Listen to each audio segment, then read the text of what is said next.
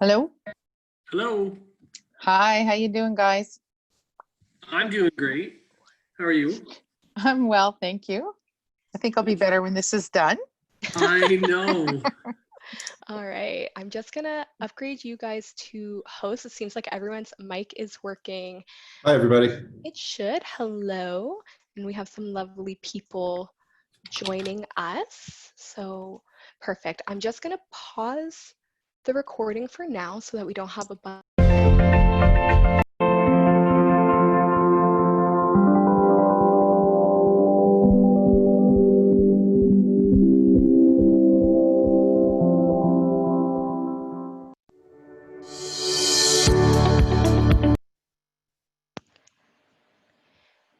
All right, good afternoon, everyone. Thank you so much for joining us for our webinar, Brightspace for Principals. We are very excited to have you here with us today. My computer is showing 3 o'clock, so I think we will go ahead and get started because we have a lot of really wonderful things that we want to share with you today. So we will start this off with some introductions before we get into our agenda and with all the great stories and information that we have to share with you today. So my name is Valerie Howe, and I'm a customer success specialist here at D2L.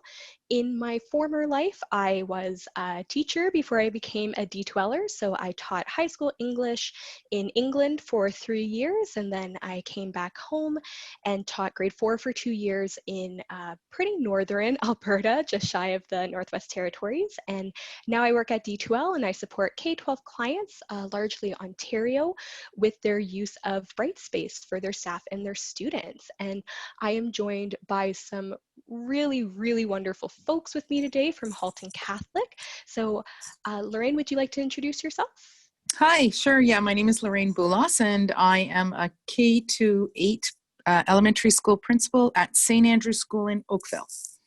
Awesome. Thanks for joining us today. And we also have Mark with us. Hi, good afternoon, everybody. My name is Mark Witter. I'm also a K-8 principal with the Halton Catholic District School Board at St. Francis of Assisi School in Georgetown, Ontario. Awesome. Happy to have you. And last but not least, we also have Patrick. Good afternoon, everybody. My name is Patrick Brophy, and I'm a VP at Corpus Christi Catholic Secondary School as part of Halton Catholic.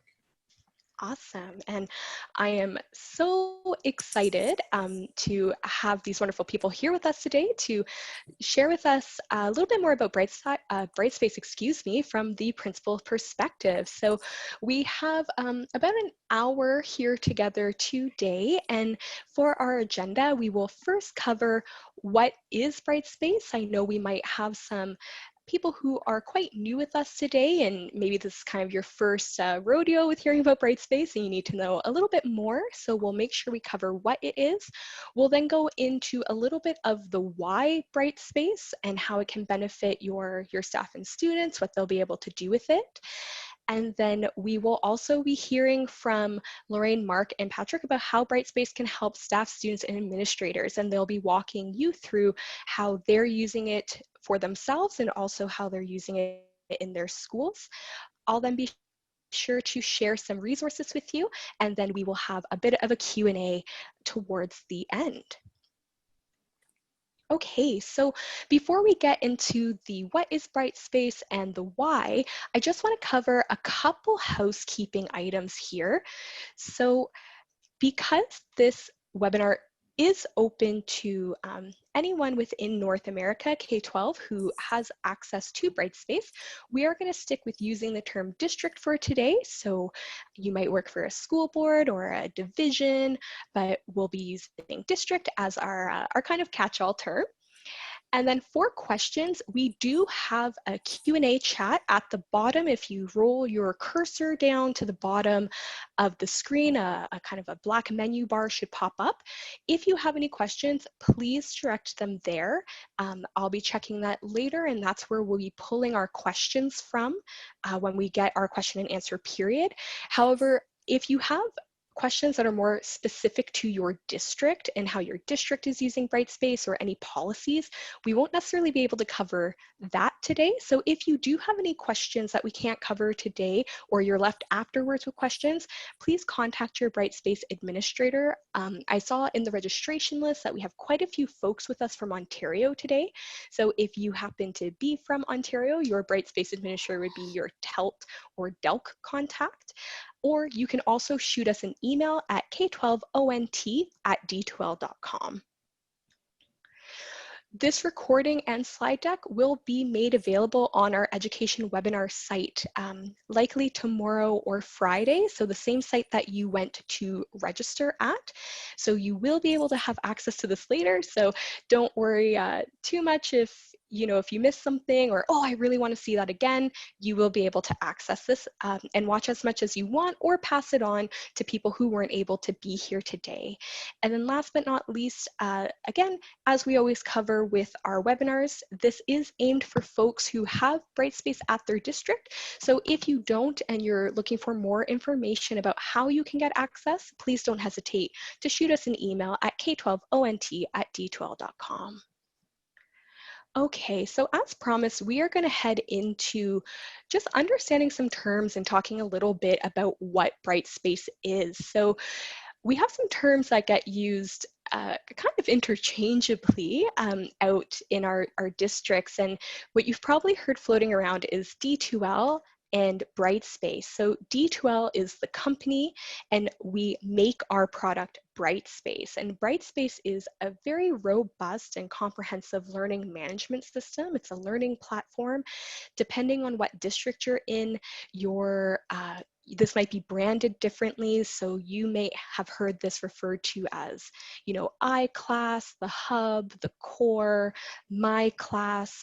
So districts brand it in lots of different ways, which is awesome. But ultimately, it's our platform, Brightspace, which again is a learning management system, a learning platform that can be used to support students from kindergarten all the way through to grade 12. There's a lot of really great functionality and something for all. So that's what Brightspace is. And then you may have also heard lately the term Brightspace community, and that's our online community where you can join for free and you can find lots of great information and resources. And I have some resources in our Brightspace community linked in the slide deck that I will share later on.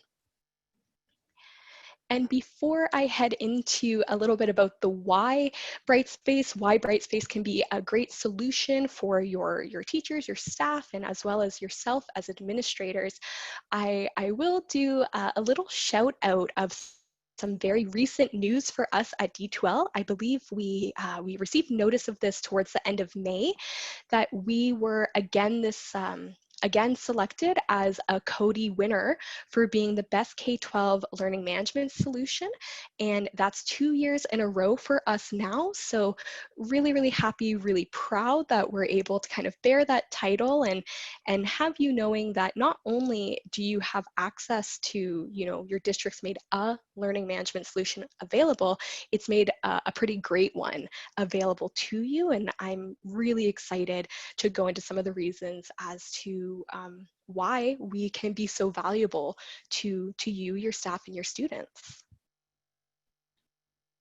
So on the screen here, I have a very quick kind of snapshot of all of the reasons we hear, Brightspace being so popular with educators from kindergarten through 12. It's something that can really help them in, if we think about before school closures in their blended learning, but especially now with the school closures, there's a lot of resource and functionality here to really have teachers, worry-free in terms of how they're going to do their teaching and learning online, how they're going to connect and engage with their students. And if we look forward to the fall, I know for many of us, it's still a bit up in the air, unfortunately, and we're kind of waiting to see what that situation will look like. But whether it's a blended component, a hybrid component, or an online component, if need be, there's something here for everyone, and it can be used at any kind of phase. Again, whether it's a 1 or 2 tools here to help supplement in a blended learning environment, or whether you need that more robust toolkit in really bringing that teaching and learning online. So I'd love to just jump into a little bit more detail of some of these bullet kind of points that you see on the screen of what Brightspace is and why this can really be a great solution and learning management system to help you and your school. So what are some things Brightspace is? Brightspace is learning centered, something that I really love about D2L as a company, and I mentioned that I'm a former educator myself, is we are very learning centered, and we view ourselves and pride ourselves on being an education company first and a tech company second. So everything we design in our platform, everything we design in our product, we're doing it with education in mind and how we can really help with that learning experience instead of getting in the way of that learning experience. We think that tech should help with the pedagogy, and that's what we aim to do. So in doing that, we've made it available for content, assessment, and rubrics to be able to be aligned to state and provincial curriculum and outcomes. There are ways to set up learning pathways, self-paced, and ways to differentiate material for students depending on when they might need it, whether they need a little bit of extra help or maybe they need a little bit of an extra challenge. So it's not quite one size fits all in the platform for your students, but it's still really easy to manage on the teacher end to help make their life a bit easier. Lots of ways to provide rich feedback, including various audio and video components. So again, some of that differentiation there as well to make sure that we are meeting needs of all of our students. And we have a really awesome portfolio app, which is our tool for documenting pedagogical evidence of learning, and we're going to chat a little bit more about that app later. I have a great slide to show you, as well as hear a really great use case of how we can think outside the box and use that app to help you as an administrator as well. One really wonderful thing is that Brightspace can also be an all-in-one tool. And I know with a lot of administrators I've spoken to since the school closures and a lot of the districts that I've worked with, that being able to have a consistent all-in-one shop where you might be using different tools, you might be using different apps, but you're able to kind of pull it all into one space and have a hub-like approach so that your students and your families who are supporting them at home aren't necessarily overwhelmed by having to navigate to, a bunch of different websites. Being able to pull that all into one space, the districts and the administrators I've spoken to have actually seen a lot of success with that school closing and helping to relieve that anxiety and frustration for students. So the fact Brightspace can be so robust and is really this large comprehensive toolkit to really support a variety of pedagogical needs is something that can be really helpful, especially as we start looking towards the fall and thinking about, depending on what scenario we're heading into, how can we help streamline this for our students, our staff, and our families, as we know that we can learn from some of the lessons we had with our school closures right now and take that and really try and create this more smooth and comprehensive experience for students, depending on what situation we might have in the fall. Brightspace is also inclusive. This is something that is really, really important to us here at D2L. We go above and beyond to make sure that we are compliant with accessibility standards. We integrate with loads of third-party assistive technologies, lots of screen readers and dictation devices, designed and tested against WCAG 2.1 double level A standards. And we also have a built-in accessibility checker. But one thing that's really important is because our platform is built to be responsive design, it means that it does not matter what tool, what device a student is using, they're going to be able to access this platform. Unfortunately, sometimes when we rely too much on different applications through a phone or an iPad, if people don't have the latest and greatest technology, they're not able to access those if their devices are older. And with Brightspace, we're really happy to say that as long as the student has a device that they can access a web browser on and they can get a Wi-Fi connection, they are able to access that learning regardless of whether, they have the latest and greatest. Collaborative and communicative. So we have a lot of video tools that are baked right into the system, or lots of integrations within Brightspace that allow teachers to have simple video recordings or do some classroom-friendly web conferencing. We know as teachers start to look more into their practice and trying to replicate potentially some synchronous learning activities versus some asynchronous learning activities, it's really great to have this variety they can choose from, and as well to be able to personalize their experience, keep that connection with their students who are definitely going to be missing them when they're not seeing them face to face necessarily in the classroom.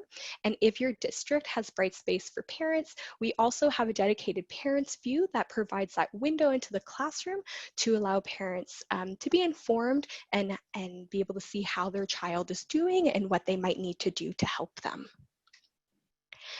Brightspace is also very organized. So again, depending on what district you belong to, schools can have their own branded and customized landing page. So you can create kind of a little hub for your school and share out different information. A really great thing about Brightspace is that teachers can copy their courses year over year. So if your teachers spend time right now or for the fall getting a lot of content built into their course and they teach that same subject or grade next year, they don't have to reinvent the wheel. They can really easily pull that over, saving them a lot of time, and they can kind of pick and choose and build upon what they've already started building.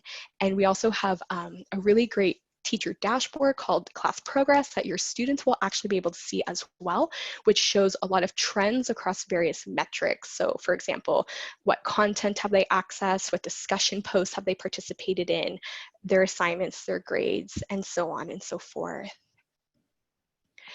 And Brightspace is also sophisticated. We integrate with a lot of third-party tools. So again, reinforcing that idea of this can really be a hub or a one-stop shop approach for your students to keep everything streamlined, everything in one place. And because we integrate with student information systems, this makes the setup really easy on your staff because their classes are already set up, they're already loaded, their class lists are already in, based on the information that's being pulled in from the student information system.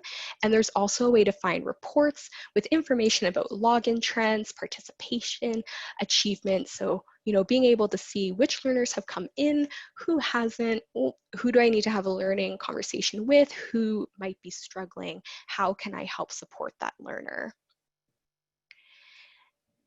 And before I pass it off to talk a little bit more about some of these wonderful experiences and examples we have from the administrators with us today, I do also want to share and talk a little bit about that portfolio app I mentioned earlier as an example of how we can really help with kindergarten through grade 12 learning and really capture that evidence of learning. So when the school closures first happened, our portfolio team here at D2L did a wonderful job in revamping part of the app so that students would really easily be able to capture evidence from home and be able to share that with their teachers and have their teachers be able to share feedback and assessment information, link to curriculum expectations and assess against that, share with parents, all of that great stuff. And we've just heard such a wonderful response to that. Teachers who are really grateful that we did this change to allow portfolio to be easier to use during this time. So if that is something that you think could be useful for you, again, this is something that you have within Brightspace that you can be making use of if you're looking for a way for your educators to really be easily able to have their students capture that evidence of learning from home. And as I kind of foreshadowed earlier, we're also going to hear about an out-of-the-box use case for this of how you can be using portfolio as an administrator. And with that, I am going to hand it over for our next session of how Brightspace can be supporting you, your staff, your students, and I'm going to hand it over to Lorraine. Hi, everybody. I'm going to tell you about my D2L Brightspace story. So when I was still in the classroom, I used the D2L platform as a blended learning tool with my grade 6 students. But I found learning how to use the platform to leverage student learning was a huge learning curve at that time. And as a novice to the virtual learning environment, I didn't actually find it user-friendly, sorry, Val, but I struggled through it because I found the payoffs for my students were well worth it. So that was back in 2013. Fast forward now to 7 years later, and we find ourselves in the middle of a pandemic with a huge extensive school closure. And then suddenly all of my teachers find themselves needing to learn about the virtual learning platforms, and they need to learn about them in a hurry. So our board supports the use of Microsoft Office, Teams, the D2L Brightspace, and teachers are also using Google Classrooms. And our educators were given quite a bit of latitude to choose which combination of these tools best suited their own needs for teaching and learning. And of course, they were coming to myself and my VP, Michelle, to ask us which ones were best, which ones should they use. And I wasn't sure how to respond because I hadn't tried them all. So some were already using a combination of tools to some degree for a form of blended learning with their students, but many were not. And the level of stress and anxiety my educators were feeling was extremely high. Many had tried the D2L virtual learning environment years ago and were reluctant to try it again at this time because they remembered how complicated it was. So last year, Mark Witter, who you'll hear from soon, had been using the D2L Brightspace as an administrator to support his school improvement plan. And I believe he's going to tell you about that himself. But he presented at one of our 21st century meetings that we had a couple of years ago. And I was very intrigued, but I didn't feel I had the energy to take on something new at that time. So if you're feeling that way right now, I fully understand how you're feeling. But when my teachers were struggling and I was telling them they needed to get up and online, I felt very strongly that in order to be of assistance to them, I needed to somehow walk in their shoes. And so there's a quote by Chris Lowney that says, "You can't lead us if you don't know our reality."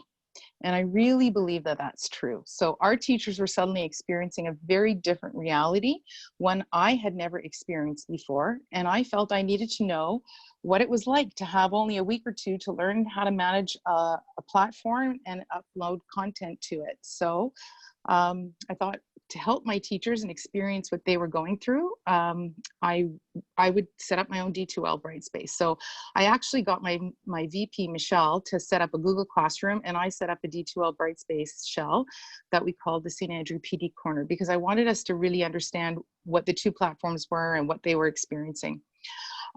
This helped me to walk in their shoes, but it also provided me a learning space that I could use with my teachers as a model for quality instruction. I have to admit, I was really taken aback when our TELT, Joanne Kenny, asked if she could put my name forward for this webinar. Thank you, Joanne, because I'm the furthest thing you can think of as an expert. I really am not, I haven't used it a lot. So full disclosure, apart from using it back in 2012, 2013, I've only begun to dabble in the tool since April of this year. There's so much about Brightspace that I don't know and that I do want to learn about. But maybe if you're a novice as well and are considering whether or not it's worth your time, then maybe I'm the perfect person to speak because I'm in your zone of proximal development. So I'm going to ask Val if you could just go to the next slide.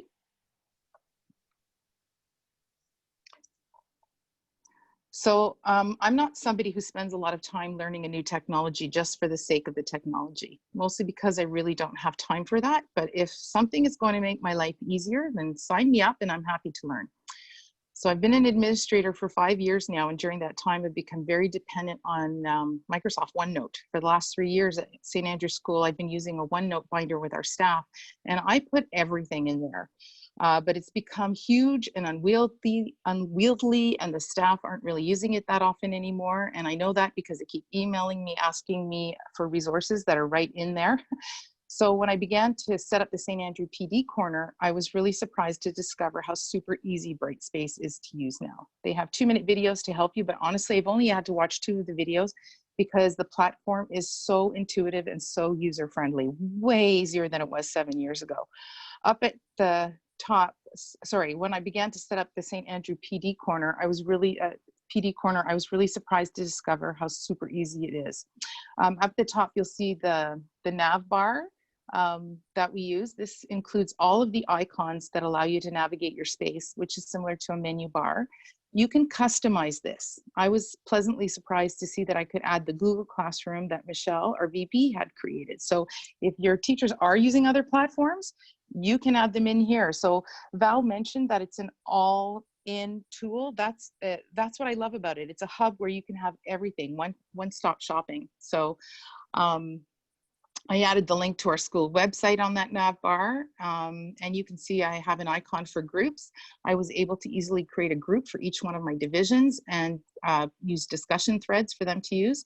Now, full disclosure, I haven't actually started using the discussion threads, but I have set up all the groups, and it was really easy to do. Like, it took me less than 2 minutes. How I've been using it so far is that every time I recognize a new need for our students, I do a little homework in an attempt to find a tool either in the D2L or another digital tool that will solve the problem.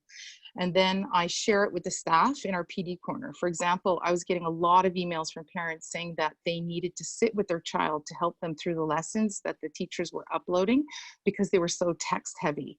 So Joanne Artelt told me about the video note feature. So I shared the tool along with several others with our staff, and they began to all add an audio or video component to their lessons. I like to think that it helps that I'm learning how to problem solve and use the tools right alongside the rest of them.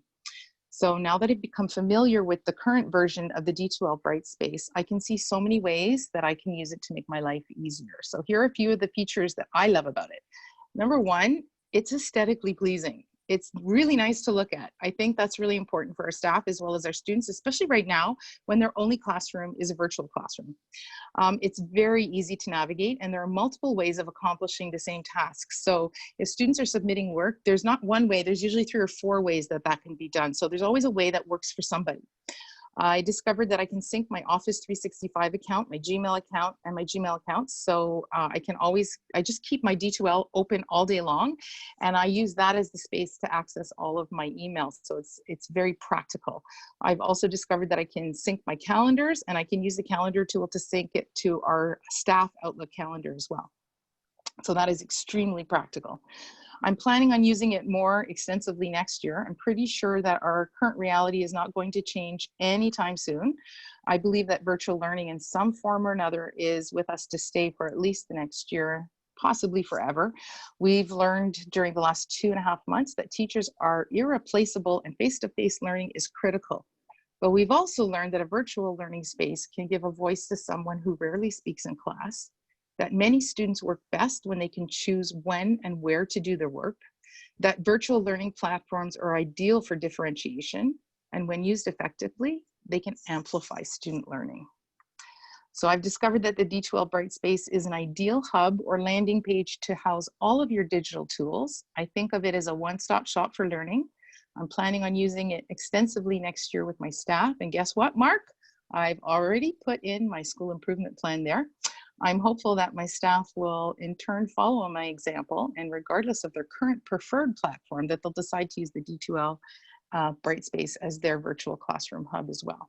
And that's it for me. Thanks.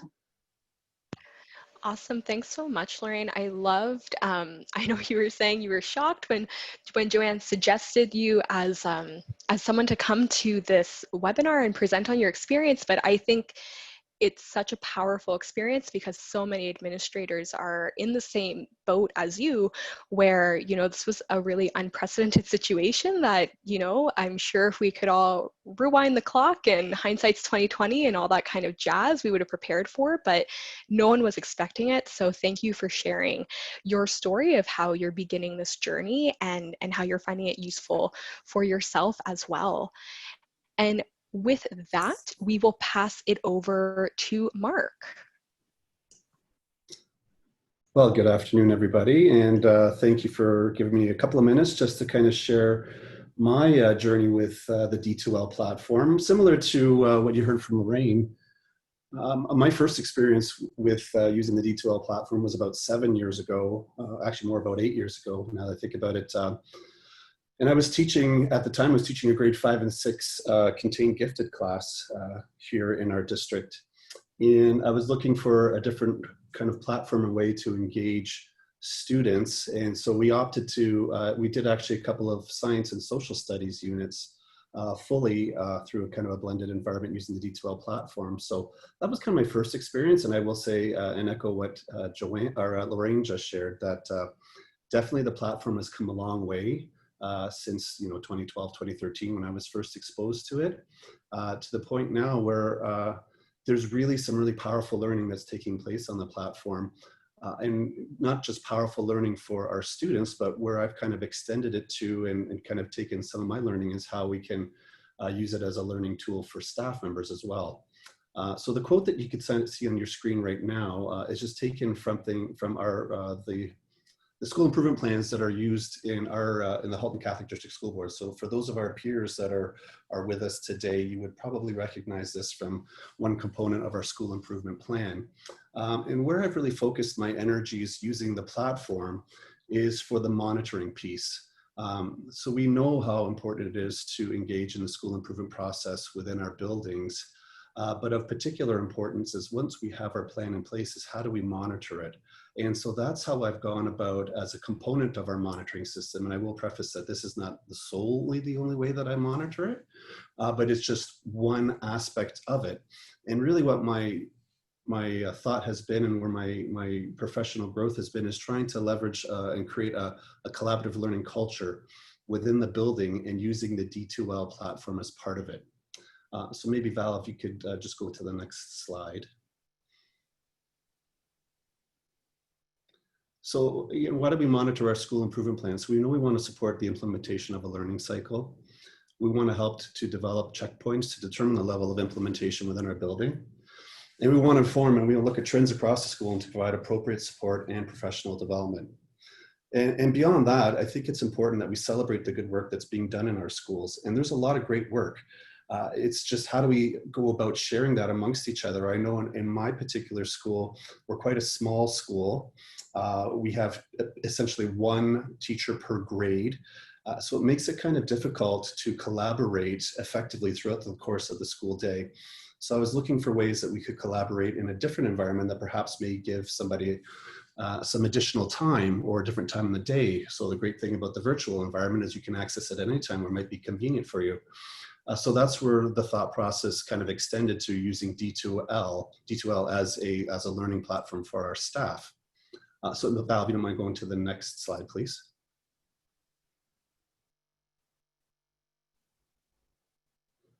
So similar to where Lorraine was at, in 2017, we received some information from Joanne Kenny, our curriculum consultant, that we're beginning to really implement the use of portfolio with our students. So that's where I kind of got the idea that if I could extend that a little bit, and I guess I'll share that each school for grades in the primary and junior divisions, they were provided with an iPad to help students begin to document their learning with the assistance of the teacher. So then I started thinking, well, how could we extend that a little bit further to document teacher learning? So I connected with Joanne, and Joanne was really kind, and she supported the school by providing us a couple of extra devices so that each and every educator in the building would be able to use the iPad to document their own professional learning. And that's where we started using Brightspace. So we started talking about Brightspace. We would upload our school improvement plan there. We would have conversations and discussions about what the goals that we were looking to achieve were. And we would upload evidence of items that teachers had done, and whether it was lessons or activities or whatever it might have been, up to the portfolio site, which then I could collate and then I could share. And then what we would then do is we would have greater, more in-depth conversations about those particular activities, either at a staff meeting or in our smaller divisional meetings. Now, during distance learning, I have evolved that site a little bit. So I changed it around from what it would have looked like back in February. And it has kind of turned into, again, a sort of professional development support site for staff, where we would come together weekly and we would do a little bit of a staff PD about how to use the D2L site and incorporate particular aspects of it. So similar to how Lorraine was sharing, encouraging staff, or staff will come to you with a certain thing they'd like to do. Does it have the capabilities? Does D2L allow you to do this? And then we would brainstorm that together, and I would share my screen, and we'd actually go through, for example, how to add your Twitter if a teacher has a Twitter page, how to add that into the D2L, how to create a meeting if you're going to do some synchronous learning with your students, how you create a meeting using a link in D2L where the students would access, and that would immediately transport them into Microsoft Teams. So similar to Lorraine's journey there, that's how the site has been repurposed right now. But moving forward, as we go into the next school year, it'll be solely focused on staff professional development, including the school improvement plan. So maybe, Val, if you could go to the next page, just show a few examples about what portfolio would look like. So that's just kind of a quick snapshot of what our site currently looks like. So you can see there was a post there on how to create a Twitter, how to insert their Twitter into their D2L page. The conversation, how do you like your eggs? That was just to facilitate an actual online discussion. So staff could see how you would create an online discussion where you could engage your students, and we participated in that conversation. So when they log into D2L, I'm actually in the class version of it, or the staff version. I am the teacher, and all of the staff members, they are the students. So it just kind of replicates that environment, only just kind of the roles have changed a little bit. So if you could go to the next slide, Val. So portfolio is really where the most powerful professional learning is taking place for us at St. Francis of Assisi. So you can see here, this is just one particular staff member who had uploaded 24 pieces of evidence of how her instruction and activities that she was doing were connecting with the goals of our school improvement plan. So the portfolio app itself, it can help students, as you're aware, capture evidence of their learning. So similarly, we extended that to having teachers capture evidence of their learning. And just on the next slide there, Val, that will show some examples of that.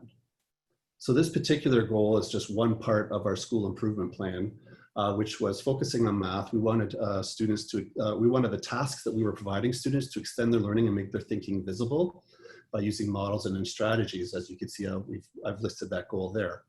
So these are actual examples of evidence that teachers had uploaded to Portfolio.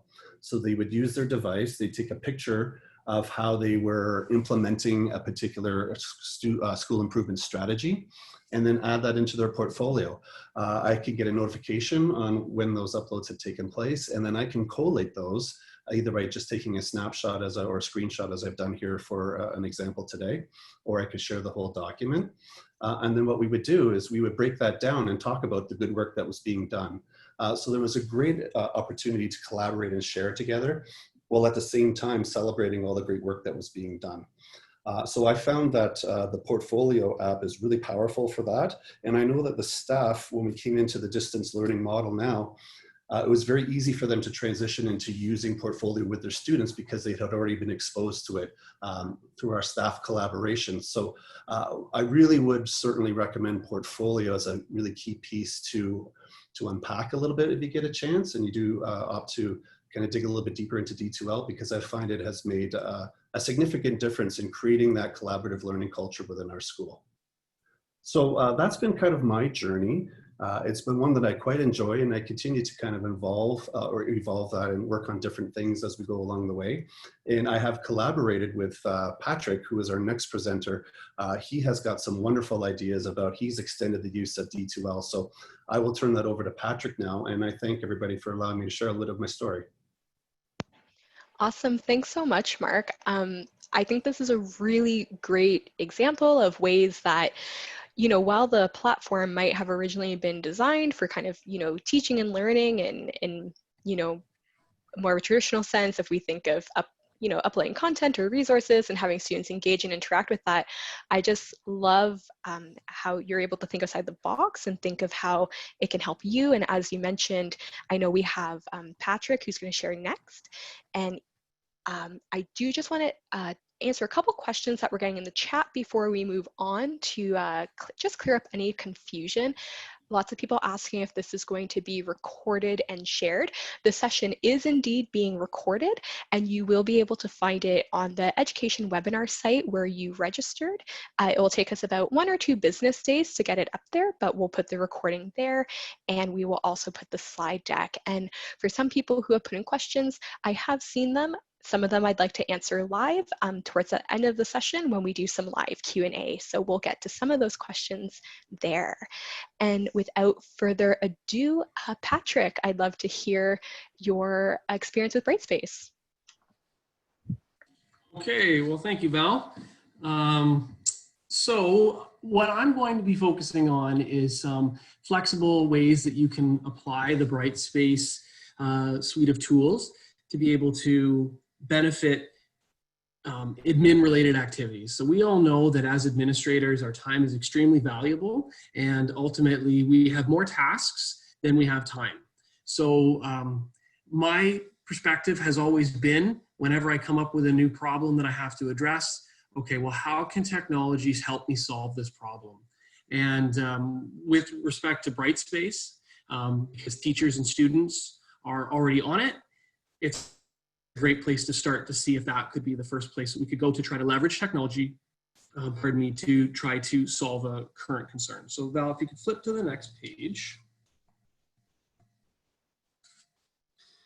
Okay, so here are some concerns that I have dealt with already, and every time I kind of feel like, well, there's an app for that. Brightspace is the answer for these ones. So the first one was creating accountability in student parking lot.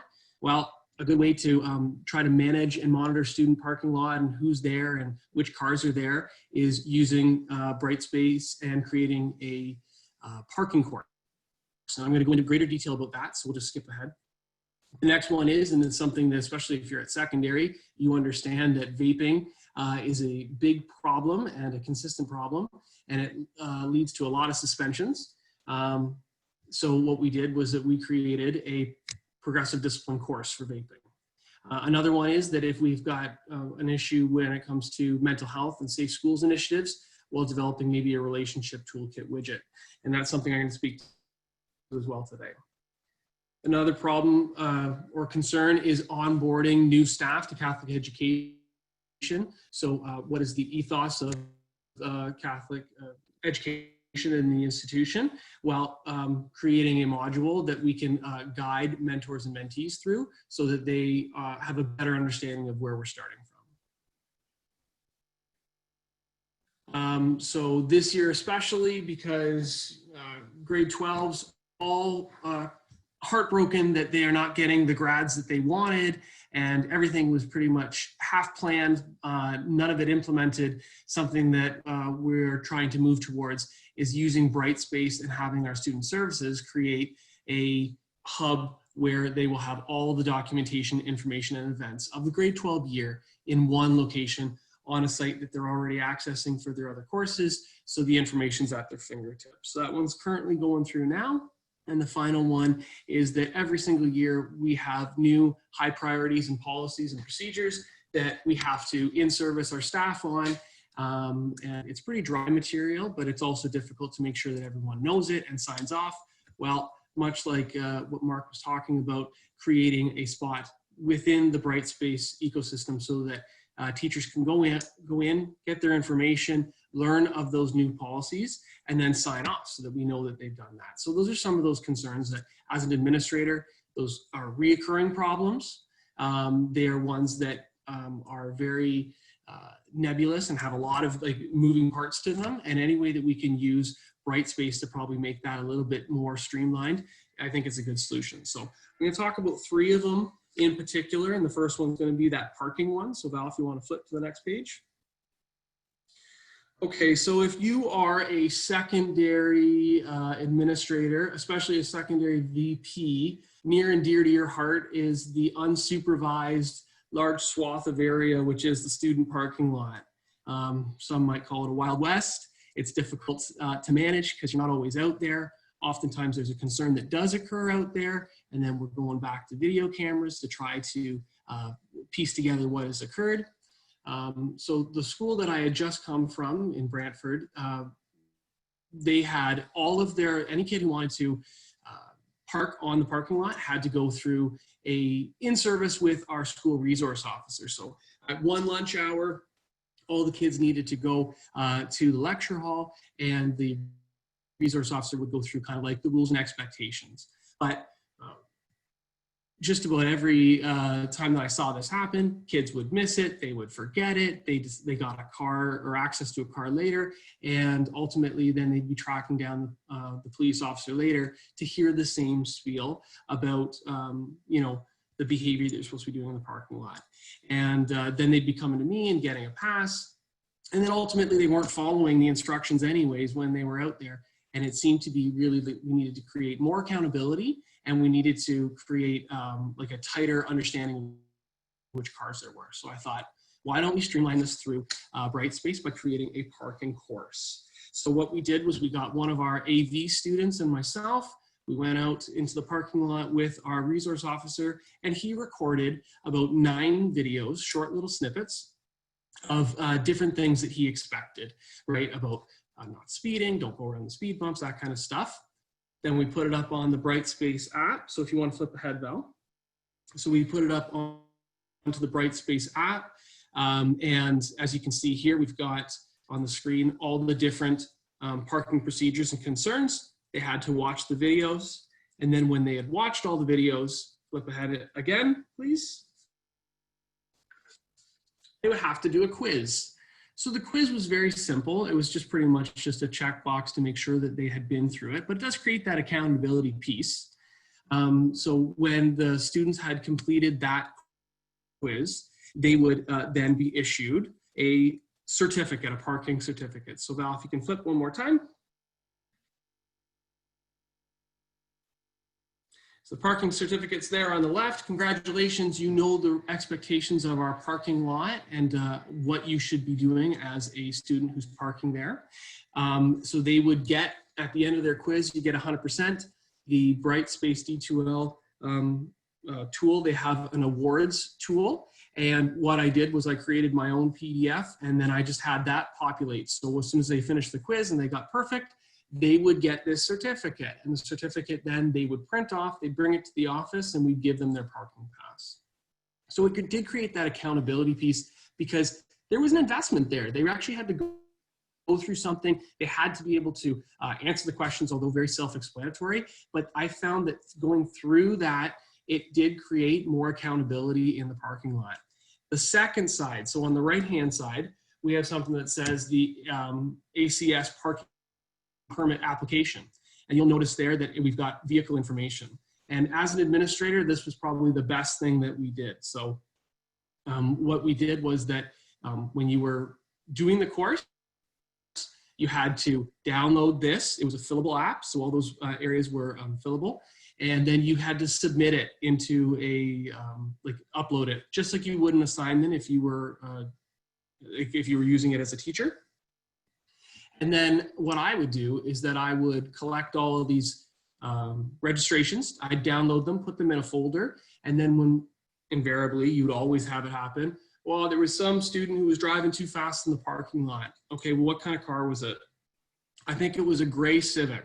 Terrific. So then I would go to that folder, I would type in gray and Civic, and those 3 individuals that had gray Civics in our parking lot, their registrations would pop up. So I would be able to speed up the whole process of me trying to figure out who's in the parking lot, who caused the issue, and I could get to the bottom of things a lot faster. So the return on investment really was that right-hand sheet there, which was the permit application, which had the information about whose vehicle was there. And because it was digital and because they uploaded them all at the same spot, it was very easy for us to be able to search that information to be able to figure out who might have been involved with a situation that happened. So with all these little steps, you help to create a safer school environment. So I think that from an administrator's perspective, I am making things easier for me. I am making it more safe for everybody. And ultimately, once it was created, this thing just kept going year over year. So it was a good example of how Brightspace can be used. All right, so moving on to the next one.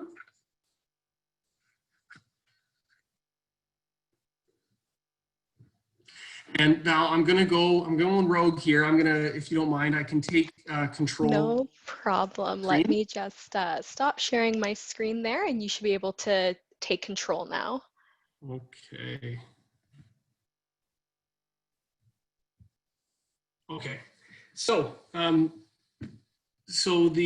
next issue that we all deal with, especially at secondary, is vaping. So, in the Halton Catholic District School Board, it's no different. We have lots of students, especially in washrooms, who are using these devices, and these are controlled under the same laws as smoking. So wherever you can't smoke, you can't vape.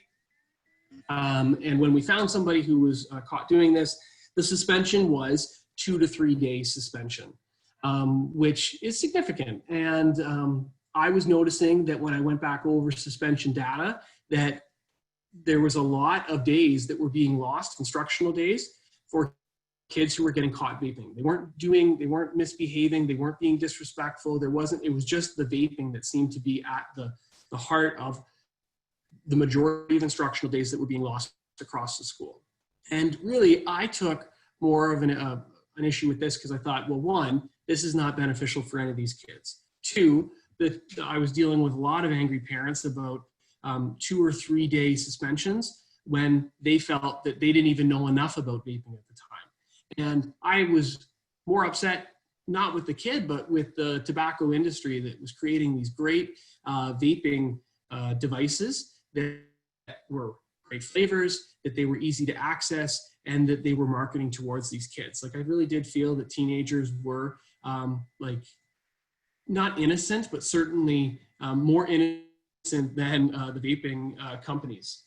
So we don't combat misinformation and lack of knowledge with suspensions. We combat that with better education. So I partnered with the public health department, and what we did was we created this vaping module. So at a number of the schools in Halton, what we do is that if you are caught vaping for the first time, it is a 1 day suspension as opposed to the 2 or the 3.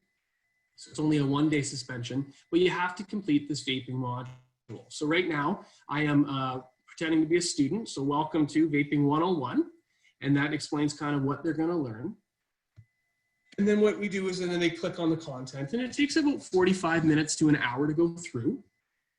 And then we have 3 different little modules, mini modules, one about your health, one about the Smoke-Free Ontario Act, and the last one about vaping and the vape industry. So kids would be expected that on their 1 day suspension, that they would have to go through this module and learn like exactly what they're putting into their bodies, and learn about how this vaping or the vape industry is really these big tobacco companies that are just trying to turn you into perpetual nicotine addicts that they're going to be able to benefit from for the rest of your life. So we thought that this was a better way to go about this, and the response has been really good. So I've actually had a lot of parents who have gone through the module as well, and then they come back to me later and they say, oh, Pat, this is amazing. I didn't actually know all this stuff about vaping. I learned so much. I sat down with my son or daughter to go through this information with them to learn it. So, and this is the key component, is that this module has been live for 1.5 years at Corpus Christi, and we've only had 2 repeat students who have been caught twice for vaping. The rest of them have not.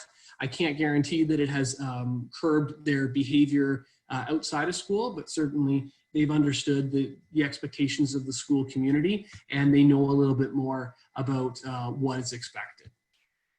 So this was very, very effective. Again, it was based on quizzes. So what would happen is, and this is actually a really neat feature of Brightspace, is that everything is conditional release.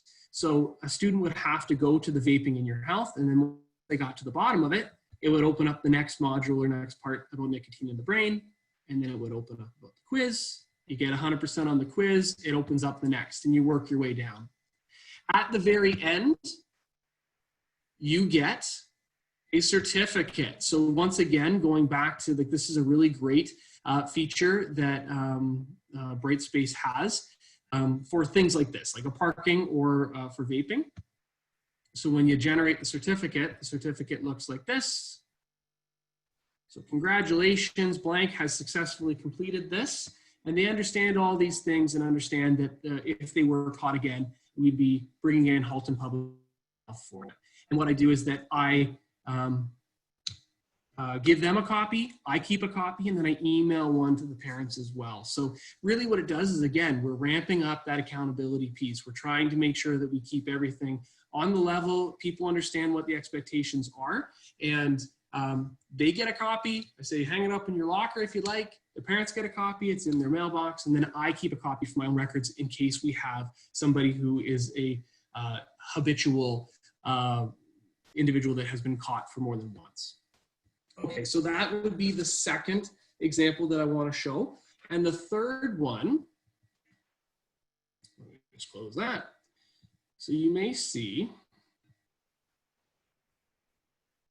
right here on the right-hand side, something called the Relationship Toolkit. So this was something that was developed that I was a part of back in Brantford. So we had a committee that was very focused on mental health and safe schools.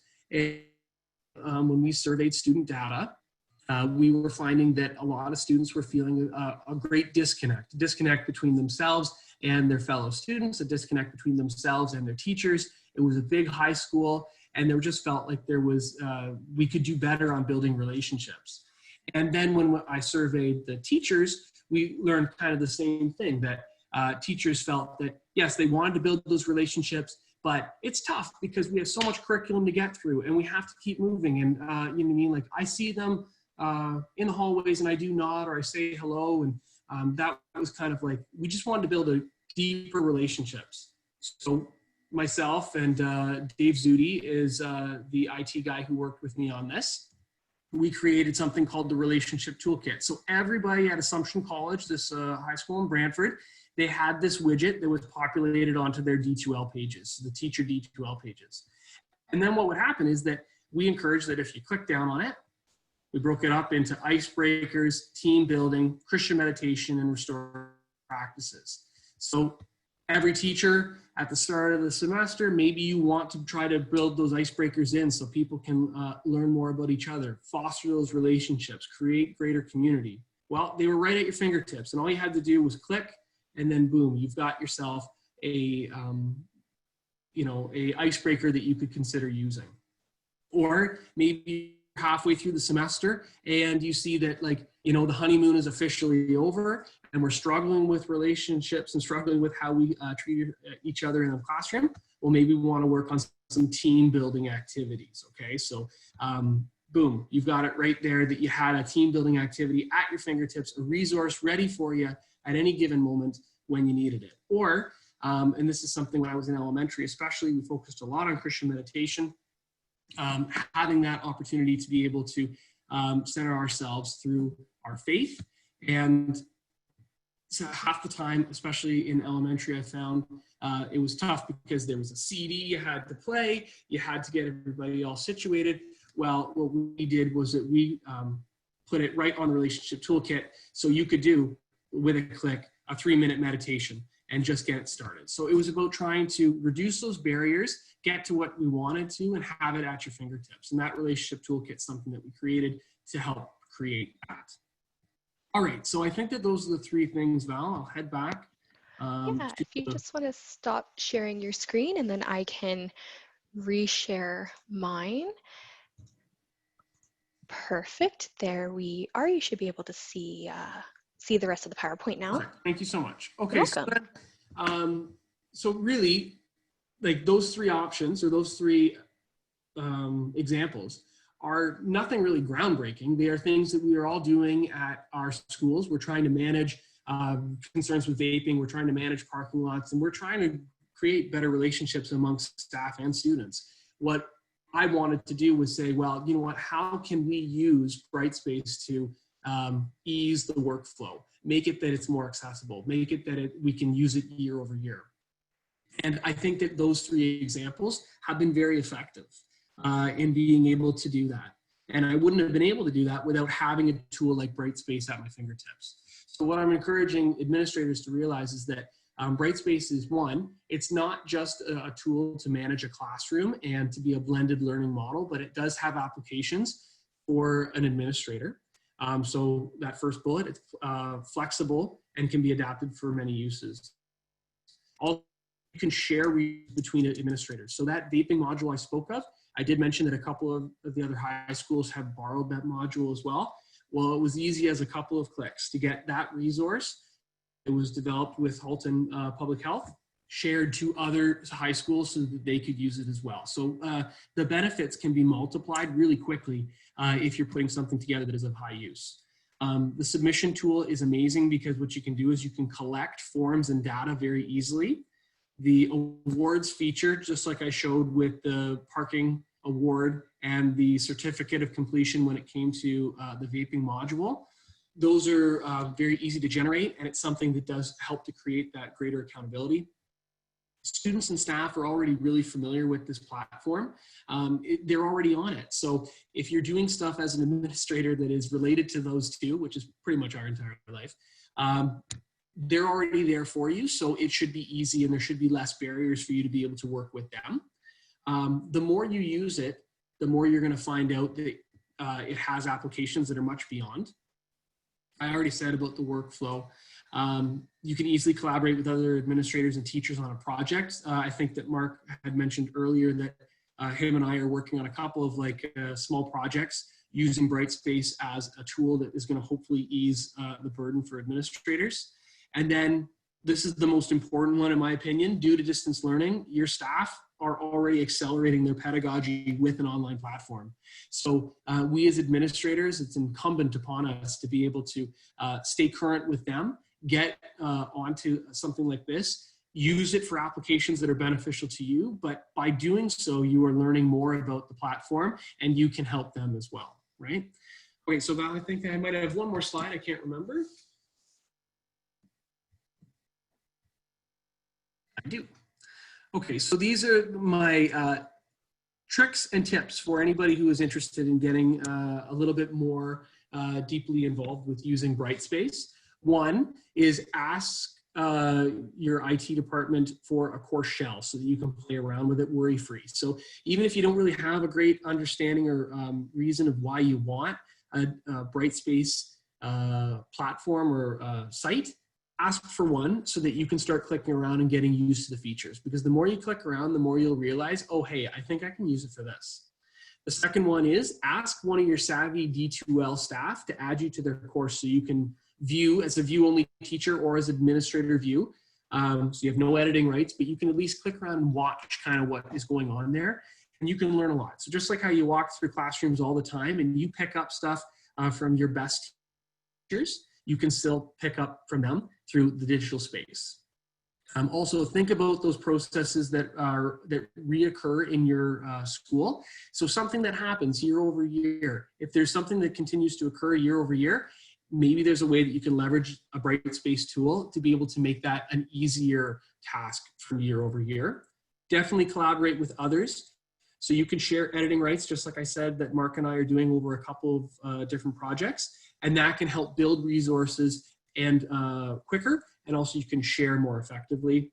And then also the last one, which I know we all do, is never be satisfied with the status quo. Certainly we can appreciate that now more than ever as we are working our way through this pandemic, but the status quo is never stationary.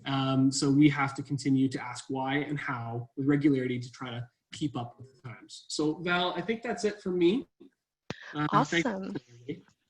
Thank you so much. The chat has just filled with so many thanks and appreciation of you showing those examples. And I know we are over time, so no hard feelings. If folks need to take off, you will be able to access this recording later. But we do just have a couple things that resources that I would like to share. And then there are a couple questions that I do want to kind of cover in the chat.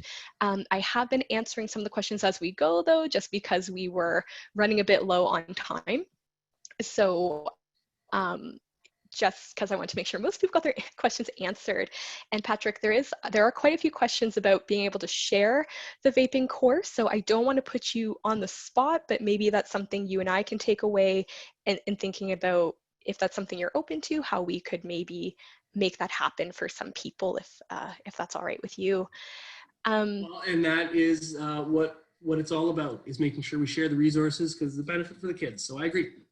Awesome, perfect. So you and I will take that offline. I did mention at the beginning that I wanted to share some resources. Oh, we are getting some nice reinforcement of your points here, Patrick. They're all very great, and they do deserve to be reinforced. So there we go. On to the resources. I did want to share some things that can help you, or things that you might be interested in as you maybe continue on this journey. Again, for some of you, you might be more like Lorraine, where you're just kind of starting in this journey and looking how you can get your kind of stuff on, maybe for the fall. Some of you might be a little bit more along in your journey, like Mark and Patrick, but maybe are still looking for some resources to help your school expand their use of Brightspace. So I have linked some resources here. Learning Next Fall, the Hybrid Classroom. This is a white paper that D12 put together based on what we're hearing from our K-12 clients across the globe, really, and some of the ways that they're trying to plan and trying to think about what the fall might look like, as well as another white paper about how we can continue learning and instruction for K-12 schools. So I definitely encourage you to check those out if you have a time. When we put this slide deck up on education site, these are all hyperlinked, so you'll be able to click right on them and gain access. We also have a parent and guardian support site and some tools and information there to help them as they support their students with learning from home. And we have lots of various information here about learning from home resources, COVID planning and support in terms of school closures, and still relevant depending on what happens in the fall. I did want to point out our Brightspace tutorial channel. This has loads of really helpful tutorials on basically all of our tools within the Brightspace platform that can be handy for your educators, as well as VLE training videos. So VLE equals the virtual learning environment, which is what it's called in Ontario. But even if you're not in Ontario, if you just remember that when they say VLE, they're talking about Brightspace. They're really great videos. They're really handy for everyone.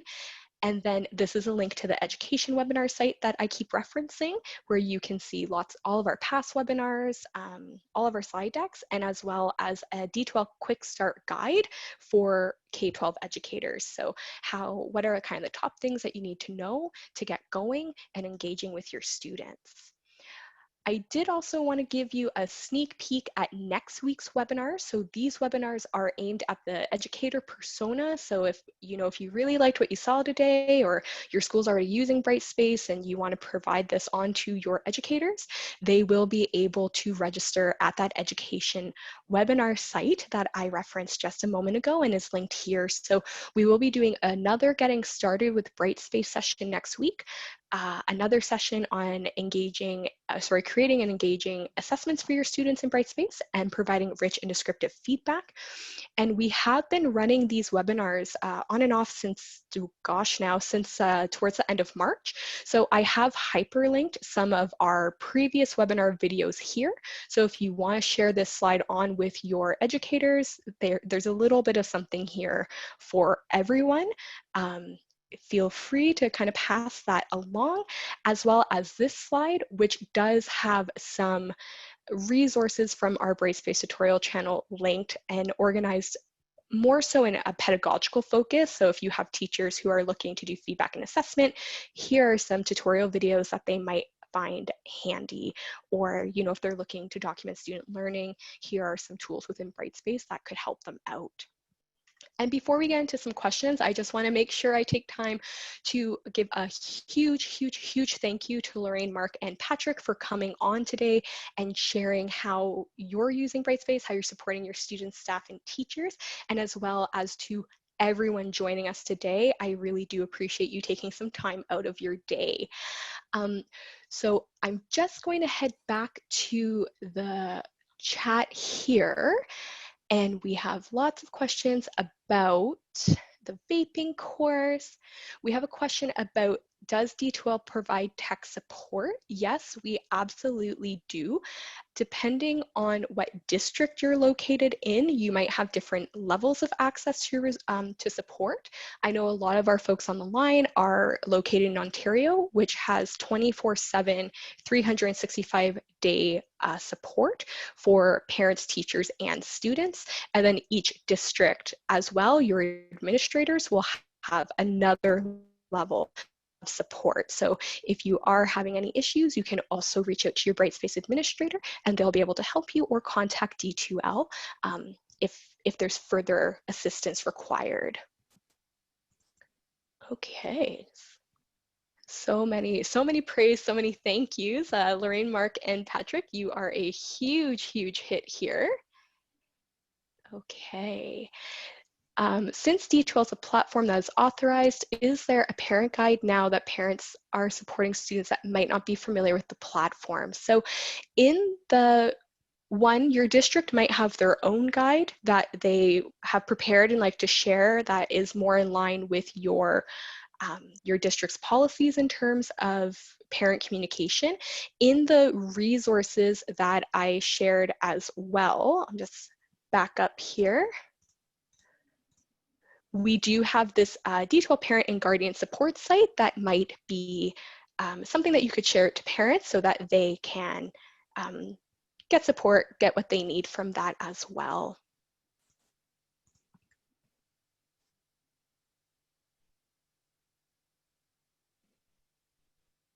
Okay. Okay, sorry, so I'm just going through this, and a lot of questions are about getting some of your resources, Patrick, which is awesome. Lots of kudos, lots of thanks. So for those who have asked about that, I see some of you have posted anonymously, which means I won't be able to find your contact information. If you are interested, I think maybe Patrick, you and I will take this away and think about how we can kind of widespread share this, but it might be great for people to just kind of post like maybe their, I don't want to say their contact information. Basically, we will look into it. So if you've commented in the chat and you, or the Q&A, and you are not marked as anonymous, that will give me an ability to review the email that you used to register so that I can reach back out to you if I need to. And I think maybe we will, in the slide deck, post some information or an update on sharing those courses. Okay. So I do have one question here that I would love Lorraine, Mark, or Patrick for you to answer. From an admin standpoint, are staff open to using and engaging through this platform? In my school, yes, staff are all engaging in it with our PD corner, and then a lot of them are also using the D2L with their own classrooms. So they're very open. I think it helps that I'm learning along with them and using the tool with them. So that goes a long way to getting them to be open to using the tools. I would echo that as well. At St. Francis, we have 17 classrooms, and all 17 classrooms are using Brightspace during distance learning. And although there's been a little bit of still needed professional development, I think we were fortunate in the sense that our teachers could kind of hit the ground running with already a little bit of pre-learning going on already from the experiences that we had done from the school improvement perspective. But I've found that everybody has been very engaged in joining our professional development sessions that we've been having together as a staff online during distance learning. Yeah, and from a secondary perspective, I think that Google Classroom was the first on the scene with most of our teachers. So that is one that they were obviously most comfortable with starting. But I'm noticing through this distance learning that they're starting to realize that there are some limitations with Google Classroom, although some functionality might be a little bit more familiar to them, that by going over to the Brightspace, that they are finding that they have a little bit more power to do things from a distance learning environment. So I think that slowly but surely, they're buying into Brightspace more and more as this continues. Awesome. That's great to hear. I don't necessarily see any other questions. I do apologize in advance if I've missed anything. In terms of the sharing resources, I know I mentioned this a couple times. I think maybe the easiest thing to do is that in this slide deck that will be posted to the website, we will share an update of how we plan to share that out, including if we need you to potentially reach out to k12ont@d2l.com, but please look for an update in the slide deck of how we can make these resources available to you. Thanks again, Lorraine, Mark, and Patrick. Such a wonderful, wonderful presentation, and I hope everyone has a wonderful day. Thanks for joining us. Thank you, Val. Thanks, Val. Everybody. Thanks, everybody. Yeah, thanks, Val. No problem. Take care, everyone.